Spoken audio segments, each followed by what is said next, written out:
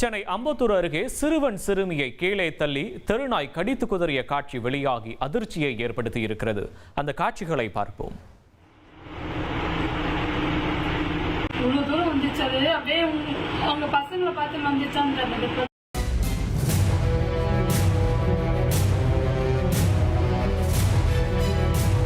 விவரங்களை செய்தியாளர் தாமோதரன் வழங்க கேட்போம். தாமோதரன் வணக்கம். எப்ப நடந்துச்சு தாமோதரன்? இது சிறுவர்கள் எப்படி இருக்காங்க இப்ப? விவரங்கள்.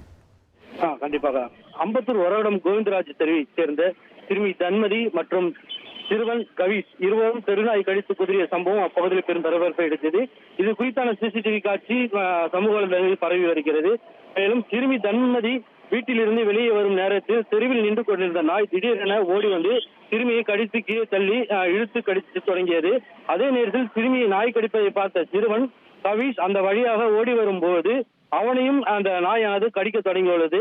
கடித்து ஆக்ரோஷத்துடன் கடித்ததில் வழியில் துடித்த சிறுவர்கள் கலறிய நிலையில் அருகில் இருந்தவர்கள் அவர் நாய்களை விரட்டி விட்டுவிட்டு அவர்களை இருவரையும் அரசு மருத்துவமனைக்கு அழைத்து சென்று சிகிச்சை பெற்று வருகிறார்கள்.